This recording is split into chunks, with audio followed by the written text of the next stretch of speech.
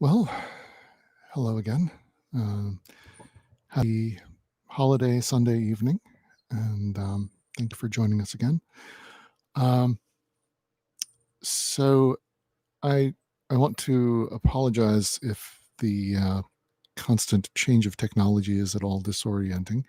Um, I'm always trying to find better ways to improve the quality of sound and so forth, and having a number of years of doing music and other recording stuff behind me. I've got a lot of tools knocking around the place, but getting them all wrangled together is a little bit of a challenge. And so if it seems like the camera angle is always different and the microphone's always sounding a bit different, hopefully at least each time it's something of an improvement. Um, this is a very nice tea, by the way. Um, this is Harney and Sons Hot Cinnamon Tea, um, which is a decaf because even though I have tomorrow off, uh, fortunately, I don't want to be up all bloody night. Okay, so microphone is actually sounding pretty good, and we are about to get started.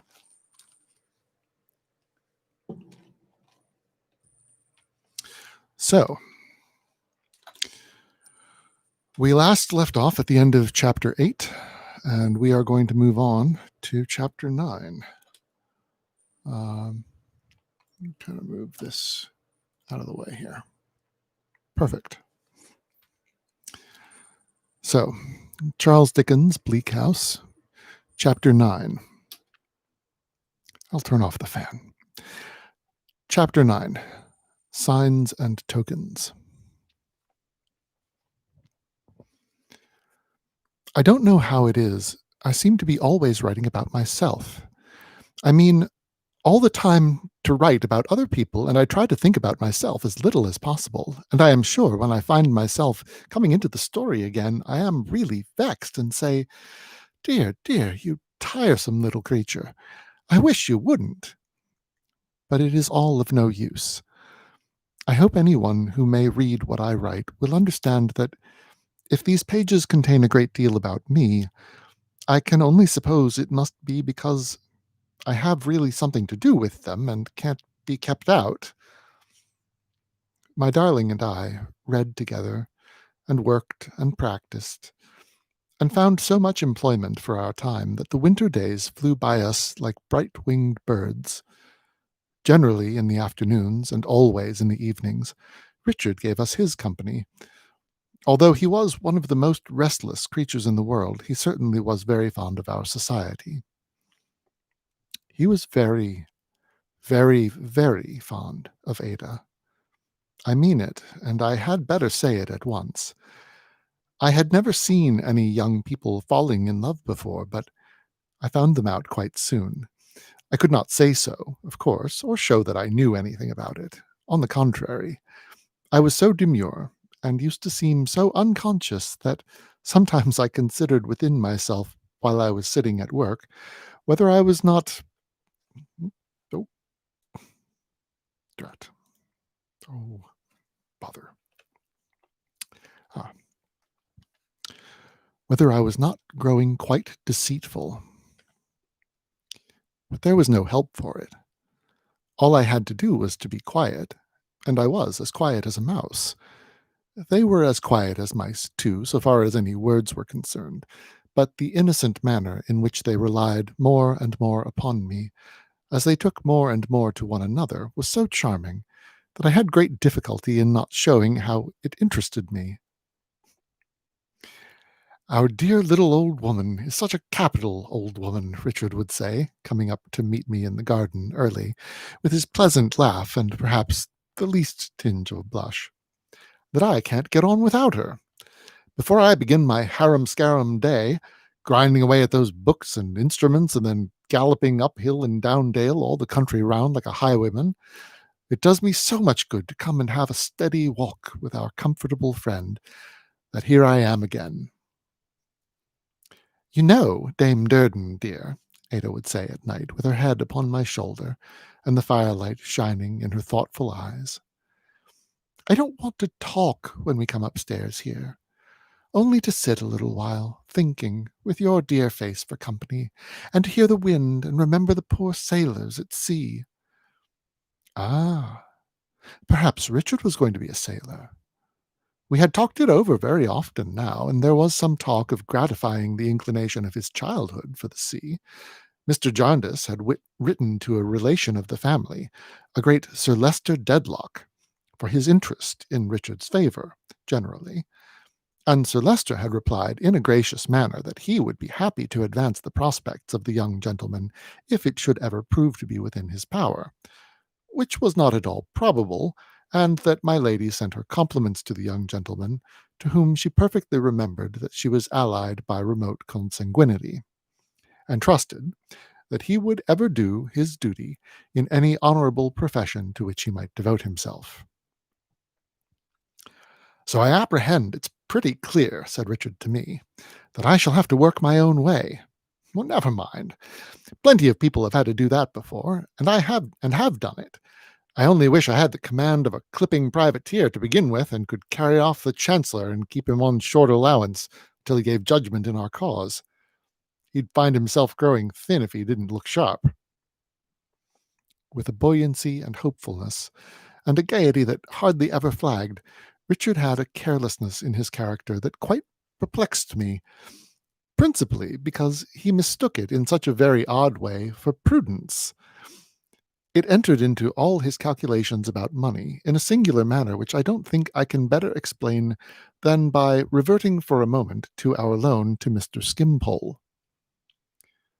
Mr. Jarndyce had ascertained the amount either from Mr. Skimpole himself or from Coavinses, and had placed the money in my hands with instructions to me to retain my own part of it and hand the rest to Richard. The number of little acts of thoughtless expenditure which Richard justified by the recovery of his £10, and the number of times he talked to me as if he had saved or realized that amount, would form a sum in simple addition. My prudent Mother Hubbard, why not, he said to me, when he wanted, without the least consideration, to bestow £5 on the brickmaker. I made £10 clear out of Coavinses' business. How is that? Said I. Why, I got rid of £10, which I was quite content to get rid of, and never expected to see any more. You don't deny that. No, said I. Well, very well. Then I came into possession of £10. The same £10, I hinted. That has nothing to do with it, returned Richard. I've got £10 more than I expected to have, and consequently I can afford to spend it without being particular. In exactly the same way, when he was persuaded out of the sacrifice of these £5 by being convinced that it would do no good, he carried that sum to his credit and drew upon it.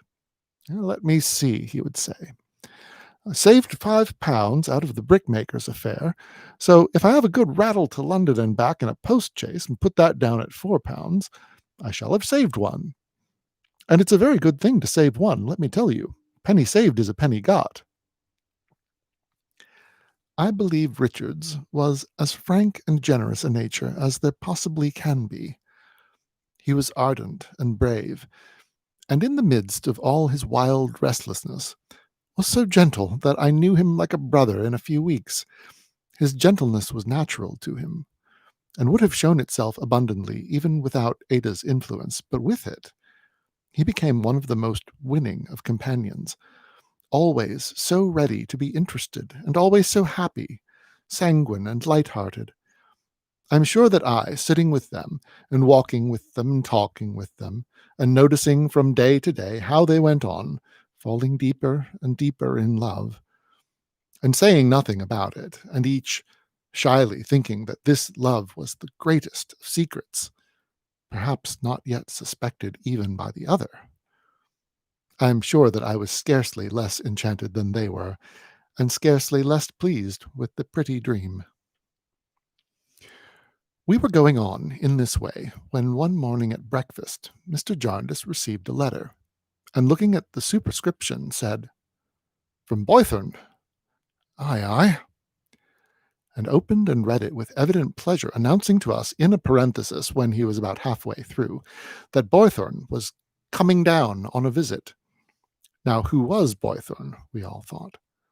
And I dare say we all thought too, I am sure I did for one, would Boythorn at all interfere with what was going forward? "I went to school with this fellow, Lawrence Boythorn," said Mr. Jarndyce, tapping the letter as he laid it on the table. "More than 45 years ago. He was then the most impetuous boy in the world, and he is now the most impetuous man. He was then the loudest boy in the world, and he is now the loudest man. He was then the heartiest and sturdiest boy in the world, and he is now the heartiest and sturdiest man. He is a tremendous fellow." "In stature, sir?" asked Richard. "Pretty well, Rick, in that respect," said Mr. Jarndyce. "Being some 10 years older than I, and a couple of inches taller, with his head thrown back like an old soldier, stalwart chest squared, and his hands like a clean blacksmith's, and his lungs, there is no simile for his lungs, talking, laughing, or snoring, they make the beams of the house shake." As Mr. Jarndyce sat enjoying the image of his friend Boythorn, we observed the favourable omen that there was not the least indication of any change in the wind. "But it's the inside of the man, the warm heart of the man, the passion of the man, the fresh blood of the man, Rick, and Ada, and little Cobweb too, for you are all interested in a visitor, that I speak of," he pursued. "His language is as sounding as his voice. He is always in extremes, perpetually in the superlative degree. In his condemnation he is all ferocity. You might suppose him to be an ogre from what he says, and I believe he has the reputation of one with some people. There. I tell you no more of him beforehand.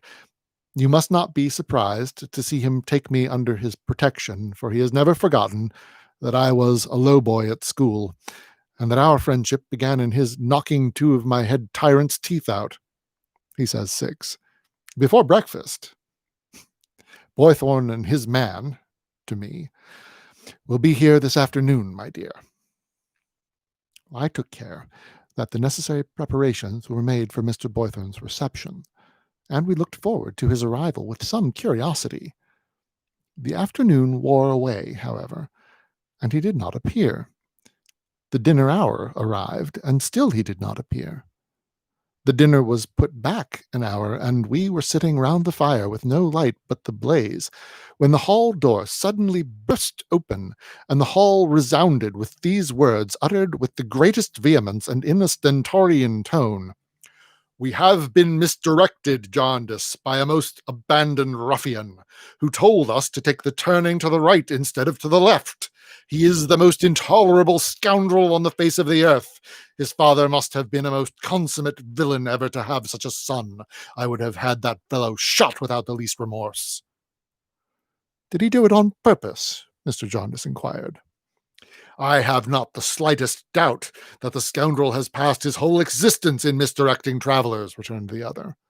"By my soul, I thought him the worst-looking dog I had ever beheld when he was telling me to take the turning to the right.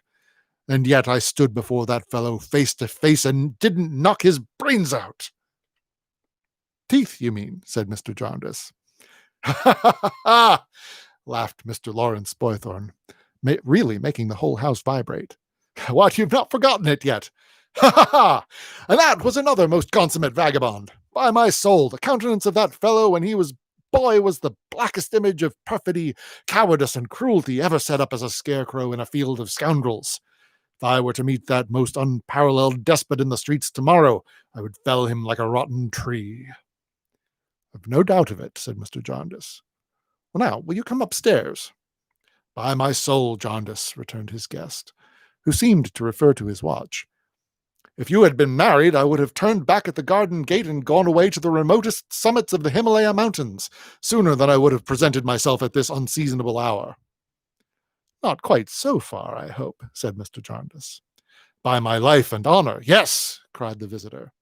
"I wouldn't be guilty of the audacious insolence of keeping a lady of the house waiting all this time for any earthly consideration.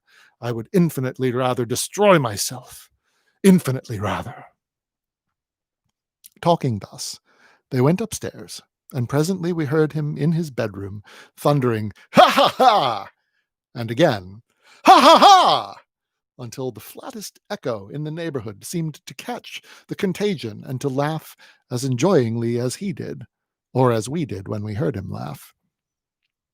We all conceived a prepossession in his favor, for there was a sterling quality in this laugh, and in his vigorous, healthy voice, and in the roundness and fullness with which he uttered every word he spoke, and in the very fury of his superlatives, which seemed to go off like blank cannons, and hurt nothing. But we were hardly prepared to have it so confirmed by his appearance when Mr. Jarndyce presented him.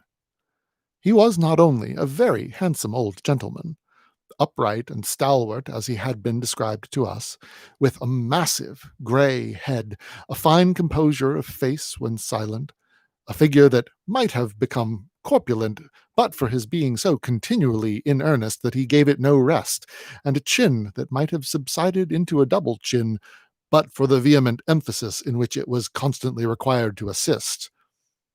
But he was such a true gentleman in his manner, so chivalrously polite, his face was lighted by a smile of so much sweetness and tenderness, and it seemed so plain that he had nothing to hide, but showed himself exactly as he was, incapable, as Richard said, of anything on a limited scale, and firing away with those blank great guns because he carried no small arms whatever, that really I could not help looking at him with equal pleasure as he sat at dinner, whether he smilingly conversed with Ada and me, or was led by Mr. Jarndyce into some great volley of superlatives, or threw up his head like a bloodhound and gave out a tremendous "Ha ha ha!" "You've brought your bird with you, I suppose," said Mr. Jarndyce. "By heaven, he is the most astonishing bird in Europe," replied the other. "He is the most wonderful creature. I wouldn't take 10,000 guineas for that bird. I have left an annuity for his sole support in case he should outlive me. He is, in sense and attachment, a phenomenon. And his father before him was one of the most astonishing birds that ever lived." The subject of this laudation was a very little canary, who was so tame that he was brought down by Mr. Boythorn's man on his forefinger, and after taking a gentle flight round the room, alighted on his master's head. To hear Mr. Boythorn presently expressing the most implacable and passionate sentiments with this fragile mite of a creature quietly perched on his forehead was to have a good illustration of his character, I thought. "By my soul, Jarndyce," he said, very gently holding up a bit of bread for the canary to peck at, "if I were in your place, I would seize every master in Chancery by the throat tomorrow, and shake him until his money rolled out of his pockets and his bones rattled in his skin. I would have a settlement out of somebody, by fair means or by foul. If you would empower me to do it, I would do it for you with the greatest satisfaction." All this time, the very small canary was eating out of his hand. "I thank you, Lawrence, but the suit is hardly at such a point at present," returned Mr. Jarndyce, laughing, "that it would be greatly advanced even by the legal process of shaking the bench and the whole bar." "There was never such an infernal cauldron as that Chancery on the face of the earth," said Mr. Boythorn. "Nothing but a mine below it on a busy day in term time, with all its records, rules, and precedents collected in it, and every functionary belonging to it also, high and low, upward and downward, from its son the Accountant General to its father the Devil, and the whole blown to atoms with 10,000 hundredweight of gunpowder, would reform it in the least." It was impossible not to laugh at the energetic gravity with which he recommended this strong measure of reform. When we laughed, he threw up his head and shook his broad chest, and again the whole country seemed to echo to his "ha ha ha!" It had not the least effect in disturbing the bird, whose sense of security was complete, and who hopped about the table with its quick head now on this side and now on that, turning its bright, sudden eye on its master, as if he were no more than another bird. "But how do you and your neighbour get on about the disputed right-of-way?" said Mr. Jarndyce.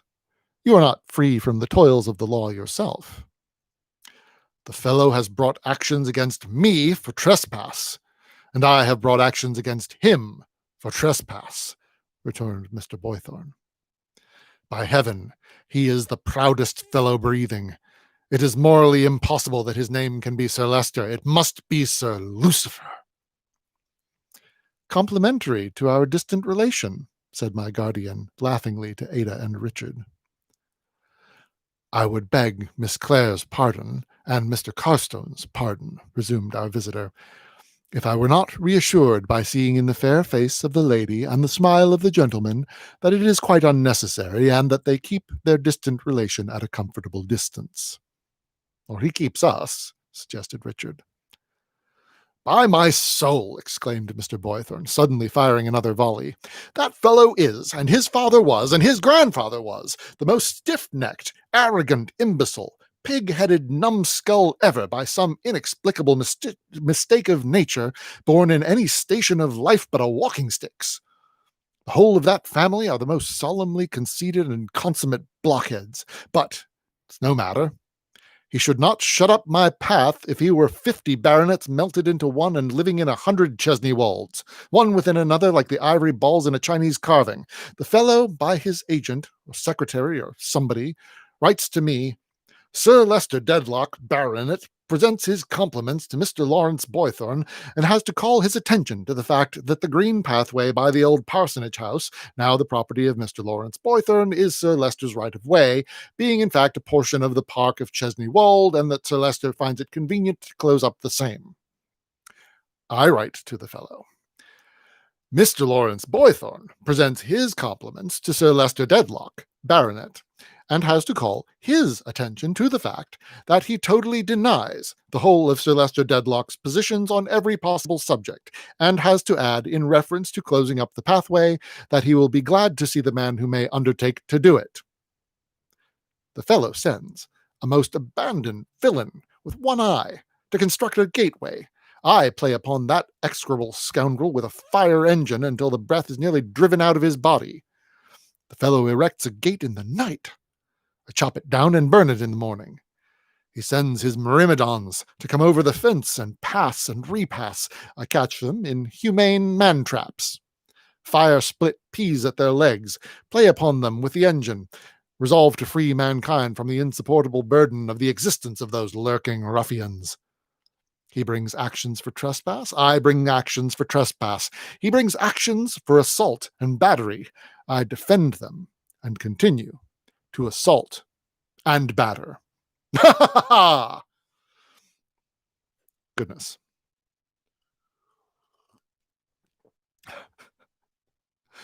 To hear him say all this with unimaginable energy, one might have thought him the angriest of mankind. To see him at the very same time looking at the bird now perched upon his thumb and softly smoothing its feathers with his forefinger, one might have thought him the gentlest. To hear him laugh and see the broad good nature of his face then, one might have supposed that he had not a care in the world, or a dispute, or a dislike, but that his whole existence was a summer joke. "No, no," he said, "no closing up of my paths by any Dedlock, though I willingly confess," here he softened in a moment, "that Lady Dedlock is the most accomplished lady in the world, to whom I would do any homage that a plain gentleman and no baronet with a head 700 years thick may. A man who joined his regiment at 20, and within a week challenged the most imperious and presumptuous coxcomb of a commanding officer that ever drew breath of life through a tight waist, and got broke for it, is not the man to be walked over by all the Sir Lucifers dead or alive, locked or unlocked. Ha ha ha! Nor the man to allow his junior to be walked over either," said my guardian. Most assuredly not, said Mr. Boythorn, clapping him on the shoulder with an air of protection that had something serious in it, though he laughed. He will stand by the low boy, always. Jarndyce, you may rely upon him. But speaking of this trespass, with apologies to Miss Clare and Miss Summerson for the length at which I have pursued so dry a subject, is there nothing for me from your men Kenge and Carboy? I think not. Esther, said Mr. Jarndyce. Nothing, guardian. Much obliged, said Mr. Boythorn. Had no need to ask, after even my slight experience of Miss Summerson's forethought for every one about her. They all encouraged me. They were determined to do it. I inquired because, coming from Lincolnshire, I of course have not yet been in town, and I thought some letters might have been sent down here. I dare say they will report progress tomorrow morning. I saw him so often in the course of the evening, which passed very pleasantly, contemplate Richard and Ada with an interest and a satisfaction that made his fine face remarkably agreeable as he sat at a little distance from the piano listening to the music. And he had small occasion to tell us that he was passionately fond of music, for his face showed it. That I asked my guardian, as we sat at the backgammon board, whether Mr. Boythorn had ever been married. No, said he. No. But he meant to be, said I. How did you find out that? He returned with a smile. Well, why, guardian, I explained, not without reddening a little at hazarding what was in my thoughts. There is something so tender in his manner, after all, and he's so very courtly and gentle to us, and Mr. Jarndyce directed his eyes to where he was sitting as I have just described him. I said no more. You are right, little woman, he answered. He was all but married once, long ago, and once. Did the lady die? No, but she died to him. That time has had its influence on all his later life. Would you suppose him to have a head and a heart full of romance yet?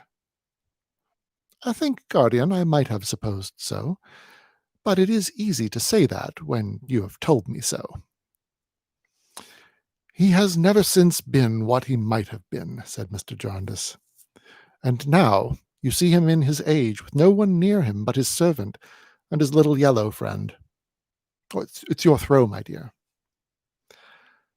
I felt from my guardian's manner that beyond this point I could not pursue the subject without changing the wind.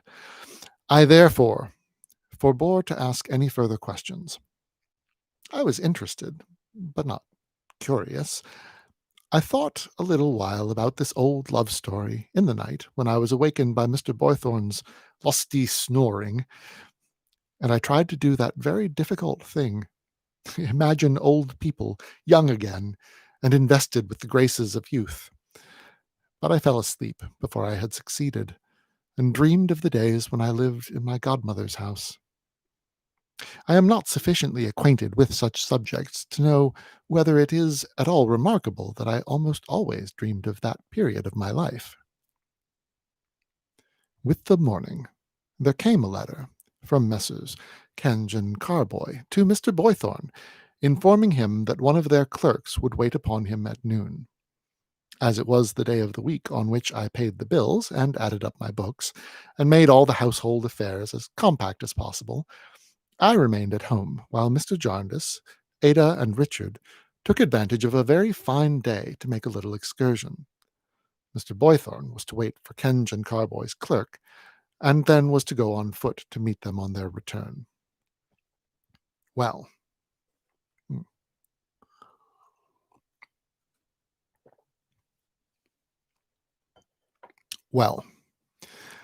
I was full of business, examining tradesmen's books, adding up columns, paying money, filing receipts, and I dare say making a great bustle about it when Mr. Guppy was announced and shown in. I had had some idea that the clerk who was to be sent down might be the young gentleman who had met me at the coach office, and I was glad to see him because he was associated with my present happiness. I scarcely knew him again, he was so uncommonly smart.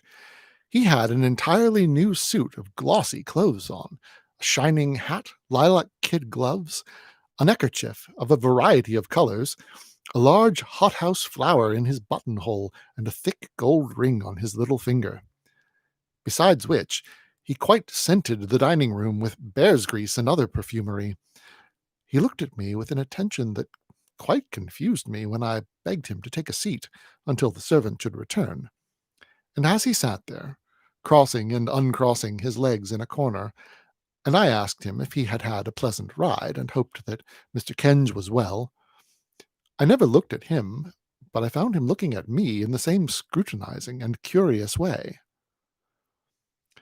When the request was brought to him that he would go upstairs to Mr. Boythorn's room, I mentioned that he would find lunch prepared for him when he came down, of which Mr. Jarndyce hoped he would partake. He said with some embarrassment, holding the handle of the door, "Shall I have the honor of finding you here, miss?" I replied yes, I should be there, and he went out with a bow and another look.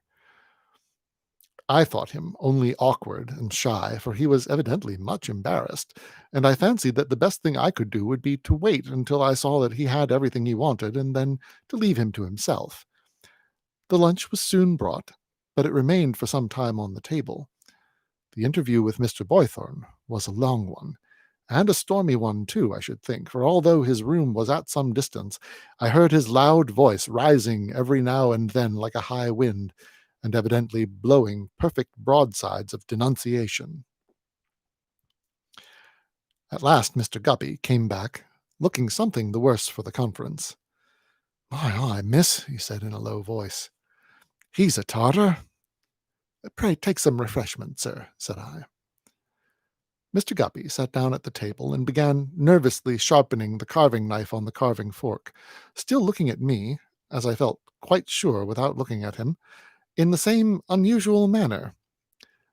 The sharpening lasted so long that at last I felt a kind of obligation on me to raise my eyes in order that I might break the spell under which he seemed to labor of not being able to leave off. He immediately looked at the dish and began to carve. "What will you take yourself, miss? You'll take a morsel of something." "No, thank you," said I. "Shan't I give you a piece of anything at all, miss?" said Mr. Guppy, hurriedly drinking off a glass of wine. "Nothing, thank you," said I. "I've only waited to see that you have everything you want. Is there anything I can order for you?" "No, I'm much obliged to you, miss, I'm sure. I've everything that I can require to make me comfortable. At least not comfortable. Never that." He drank off 2 more glasses of wine, one after another. "I thought I had better go." "I beg your pardon, miss," said Mr. Guppy, rising when he saw me rise, "but would you allow me the favor of a minute's private conversation?" Not knowing what to say, I sat down again. "What follows is without prejudice, miss?" said Mr. Guppy, anxiously bringing a chair towards my table. "I don't understand what you mean," said I, wondering. "It's one of our law terms, miss. You won't make any use of it to my detriment at Kenge and Carboy's or elsewhere. If our conversation shouldn't lead to anything, I'm to be as I was, and not to be prejudiced in my situation or worldly prospects. In short, it's in total confidence." "I am at a loss, sir," said I, "to imagine what you can have to communicate in total confidence to me whom you have never seen but once, but I should be very sorry to do you any injury." "Thank you, miss. I'm sure of it. That's quite sufficient." All this time Mr. Guppy was either planing his forehead with his handkerchief, or tightly rubbing the palm of his left hand with the palm of his right. "If you would excuse my taking another glass of wine, miss, I think it might assist me in getting on without a continual choke that cannot fail to be mutually unpleasant." He did so, and came back again. I took the opportunity of moving well behind my table. "You wouldn't allow me to offer you one, would you, miss?" said Mr. Guppy, apparently refreshed. "Not any," said I. "Not half a glass?" said Mr. Guppy. "Quarter?" "No, Then, to proceed, my present salary, Miss Summerson, at Kenge and Carboys, is £2 a week. When I first had the happiness of looking upon you, it was 1.15 and had stood at that figure for a lengthened period. A rise of 5 has since taken place, and a further rise of 5 is guaranteed at the expiration of a term not exceeding 12 months from the present date. My mother has a little property which takes the form of a small life annuity upon which she lives in an independent though unassuming manner in the old street road. She's eminently calculated for a mother-in-law. She never interferes, is all for peace, and her disposition easy. She has her failings, as who has not, but I never knew her to do it when company was present, at which time you may freely trust her with wine, spirits, or malt liquors. My own abode is lodgings at Penton Place, Pentonville. It's lowly, but airy, open at the back, and considered one of the healthiest outlets. Miss Summerson, in the mildest language, I adore you. Would you be so kind to allow me, as I may say, to to file a declaration, to make an offer? Mr. Guppy went down on his knees. I was well behind my table and not much frightened. I said, "Get up from that ridiculous position immediately, sir, or you will oblige me to break my implied promise and ring the bell." "Hear me out, miss," said Mr. Guppy, folding his hands. "I cannot consent to hear another word, sir," I returned, "unless you get up from the carpet directly and go and sit down at the table as you ought to do if you have any sense at all." He looked piteously, but slowly rose and did so. "Yet what a mockery it is, miss," he said, with his hand upon his heart, and shaking his head at me in a melancholy manner over the tray, "to be stationed behind food at such a moment. The soul recoils from food at such a moment, miss." "I beg you to conclude," said I. "You have asked me to hear you out, and I beg you to conclude." "I will, miss," said Mr. Guppy. "As I love and honour, so likewise I obey. Would that I could make thee the subject of that vow before the shrine." "That is quite impossible," said I, "and entirely out of the question." "I'm aware," said Mr. Guppy, leaning forward over the tray and regarding me as I again strangely felt, though my eyes were not directed to him, with his late intent look. "I am aware that in a worldly point of view, according to all appearances, my offer is a poor one. But, Miss Summerson, angel, no, don't ring. I've been brought up in a sharp school, and am accustomed to a variety of general practice. Though a young man, I have ferreted out evidence, got up cases, and seen lots of life. Blessed with your hand, what means might I not find of advancing your interests and pushing your fortunes? What might I not get to know nearly concerning you? I know nothing now, certainly, but what might I not if I had your confidence, and you set me on?" I told him that he addressed my interest, or what he supposed my interest, quite as unsuccessfully as he addressed my inclination, and he would now understand that I requested him, if he pleased, to go away immediately. "Cruel miss," said Mr. Guppy, "hear but another word. I think you must have seen that I was struck with those charms on the day when I waited at the Weissler. I think you must have remarked that I could not forbear a tribute to those charms when I put up the steps of the hackney coach. It was a feeble tribute to thee, but it was well meant. Thy image has ever since been fixed in my breast. I've walked up and down of an evening opposite Jellyby's house only to look upon the bricks that once contained thee. This, out of today, quite an unnecessary out so far as the attendance, which was its pretended object, went, was planned by me alone for thee alone. If I speak of interest, it is only to recommend myself and my respectful wretchedness. Love was before it, and is before it." "I should be pained, Mr. Guppy," said I, raising and putting my hand upon the bell rope, to do you or anyone who was sincere the injustice of slighting any honest feeling, however disagreeably expressed. If you have really meant to give me a proof of your good opinion, though ill-timed and misplaced, I feel that I ought to thank you. I have very little reason to be proud, and I am not proud. I hope, I think I added, without very well knowing what I said, I hope that you will now go away as if you had never been so exceedingly foolish, and attend to Messrs. Kenge and Carboy's business. Half a minute, miss, cried Mr. Guppy, checking me as I was about to ring. This has been without prejudice. I will never mention it, said I, unless you should give me future occasion to do so. A quarter of a minute, miss, in case you should think better at any time, however distant.